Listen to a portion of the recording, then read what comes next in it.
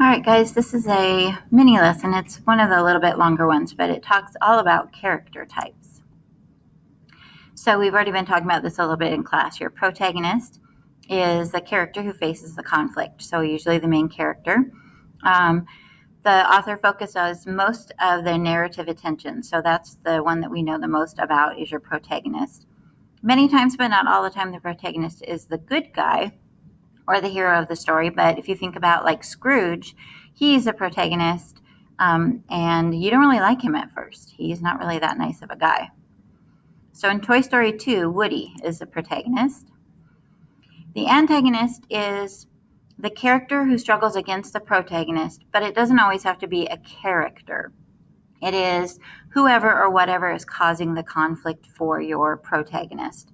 So think of the person as the bad guy or the villain, but those are kind of the easiest way to look at them, but it doesn't always happen that way. So don't forget that it doesn't always have to be a person. The prospector, Stinky Pete, is an antagonist in Toy Story movies because he makes things complicated for Woody. There are other antagonists in the story too.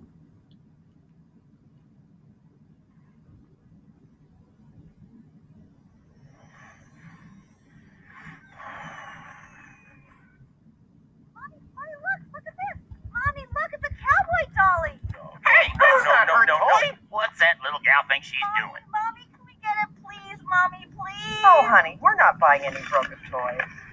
There's a snake in my boots. Original hand-painted face. Natural dyed blanket stitched vest. Little rip, fixable. Oh, if only you had your hand-stitched polyvinyl. Hats! I found them! I found them! Quiet down. Excuse me, can I help you? Yeah, you can help take his paws off my pal. I'll give you 50 cents for all this junk. Oh, now, how did this get down Hand to here? the sheriff. Nice and easy. Very well. $5. I'm sorry, it's an old family toy. Oh. Now just walk away. Wait. The other way. I'll give you $50 for him. $50 ain't bad. It's not for sale. Everything's for sale. Or trade. You like my watch? Sorry. He's safe. Way to go, Andy. That was close. All right, she showed him. Lady, Molly, don't touch that, sweetie. lady. Yeah, go home, Mr. Fancy Car. Hold on. What's up? Molly. What is it, Buzz? Molly, I'll be right there, sweetie. What's happening down there? What's he doing? I can't watch. Can someone cover my eyes? No, he's stealing Woody. What? What are you doing? Where's he going? Somebody do something. So making life hard, causing conflict, another antagonist. So another type of character, and you need to think also that, characters can be many things. So if you have an antagonist, he could also still be a flat character. Kind of depends on how deep the story goes. So a flat character, that's characters that we don't know well. We don't know much detail about their appearance, their thoughts, their feelings. Characters who are less developed and one-sided, they embody or represent a single characteristic, trait, or idea, tend to be minor characters who are stock characters, such as a stereotypical airhead, tough guy, class clown, etc. So depending on how big their role is, they could still be antagonistic, they could still cause conflict, but maybe you wouldn't call them the antagonist.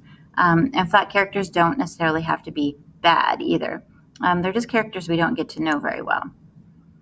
So Dory is an example of a flat character, and she's awesome. She's really sweet. She's not a bad guy. But her character is built around her short-term memory loss, and that's all we ever learn about her.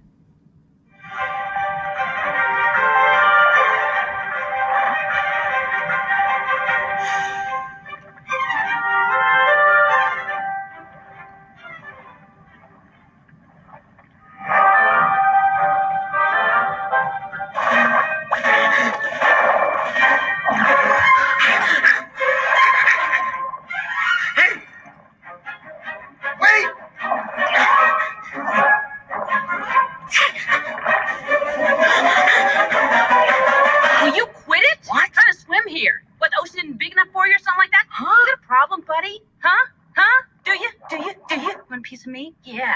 Ooh, I'm scared now. What? Wait a minute. Stop following me, okay? What are you talking about? You're showing me which way the boat went. A boat? Hey, I've seen a boat. It passed by not too long ago.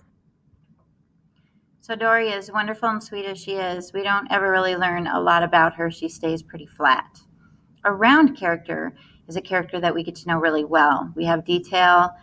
They seem real to us. We know what they look like, how they act, what they're thinking, what they love, hate. Ron Weasley, we know he hates spiders. He's a pretty round character. Characters who are more developed physically, mentally, and emotionally, so they're complex characters. They embody a number of qualities and traits. They tend to be more central characters, often the protagonist or people around the protagonist that we get to know very well, like Hermione and Ron around Harry Potter. So Marlon is an example of a round character. We know his background and that he's overprotective of his son. We learn a lot about his personality as he searches desperately for Nemo. His attitude changes over the course of a story. We get to know Marlon well. First day of school! Wake up! Come on, first day of school! I don't want to go to school. 5 more minutes. Not you, Dad, me! Okay. Get up! Time for school! Boy!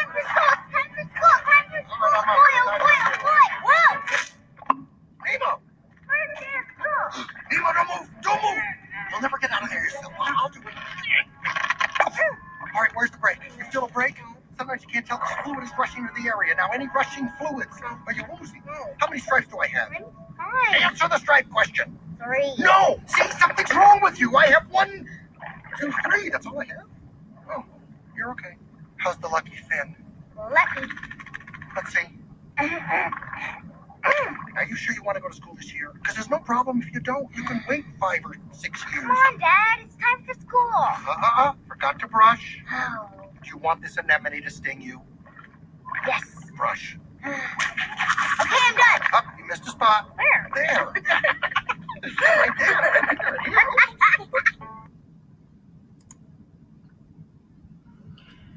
So a static character. They're another type of a character. It's a character whose personality or insight doesn't change through the events of the story's plots. Usually they're supporting characters or sidekicks who support dynamic characters.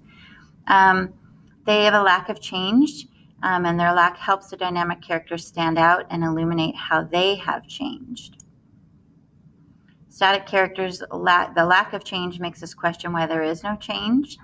What does the author reveal about life when a bad character never changes his or her ways? Lack of change also makes the dynamic characters' changes stand out more. So Lord Farquaad is a static character. He's evil from the beginning to the end.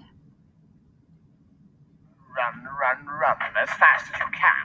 You can't catch me. I'm the gingerbread man. You're a monster. I'm not the monster here. You are. You and the rest of that fairy tale trash poisoning my perfect world. Now tell me, where are the others? Eat me. I've tried to be fair to you creatures. Now my patience has reached its end. Tell me, or I'll... No, not the buttons. Not my gumdrop buttons. All right then. Who's hiding them? Okay, I'll tell you. Do you know the Muffin Man? The Muffin Man? The Muffin Man. Yes, I know the Muffin Man. Who lives on Drury Lane? Well, she's married to the Muffin Man. The Muffin Man? The Muffin Man! She's married to the Muffin Man. So Lord Farquaad is static. We know a lot about him, so he's not flat, but he is static. He doesn't change. He remains pretty much evil through the whole thing. A dynamic character then is a character who undergoes an important internal change because of the actions in the plot. So they're usually very major characters. The protagonist must change. I mean, that's part of what happens is for us to be able to watch their growth. Changes include ones of insight, understanding, or in values, or they may grow as a person. It doesn't mean like get taller. It means become more rounded, learn more, change. Usually a personality change occurs throughout the plot. Their change sometimes helps reveal theme. And the protagonist is usually a dynamic character. So we get to know them really well, and they change. So they are round and dynamic. So we see characters change, but the whole point, authors do everything for a reason. Looking deeper, go deeper than the surface. So what that they changed? Why does a character change? What does an author try to teach us about life when a bad character becomes good, or when a selfish person learns to be selfless, or when any character learns something and goes through changes? So remember, the author does everything on purpose, and everything is tied together. So Shrek is a great example of a dynamic character. At first, he's really grumpy and mean, but then he turns into this really kind-hearted, sweet guy who falls in love with the princess, and we fall in love with him a little as he changes.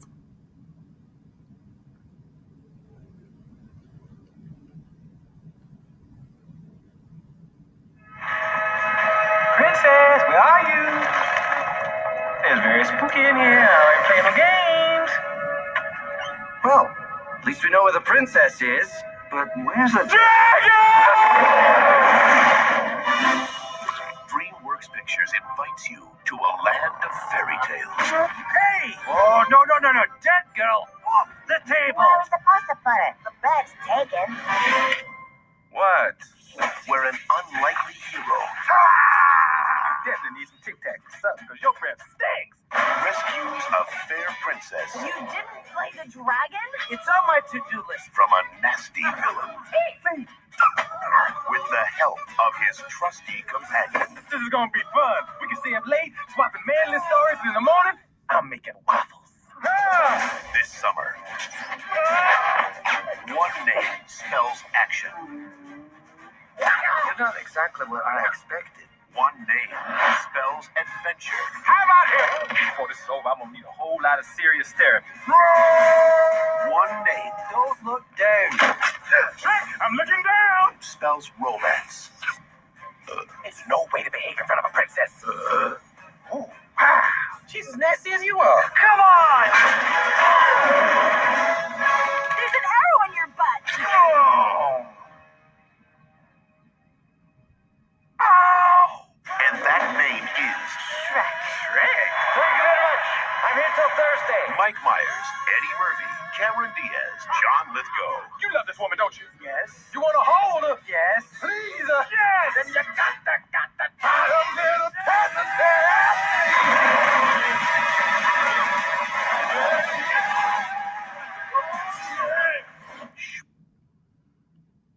So in that case, Donkey is a great example of a static character. He's pretty much the same throughout, but we do get to know him, so he's not flat. But the dragon is a flat character, and we never really get to know the dragon very well. The dragon is part of the story, but not a well-developed character. So think about the characters in your novel. Analyze which types of characters they are. And then tracking your character change helps reveal theme, and it gives you a deeper understanding of the text. It also helps you better analyze the purpose of the characters, which can help you connect the characters to real life. Again, the author does everything on purpose. So there you go, an overview of characters, and you'll be doing some work with this, so be prepared for that.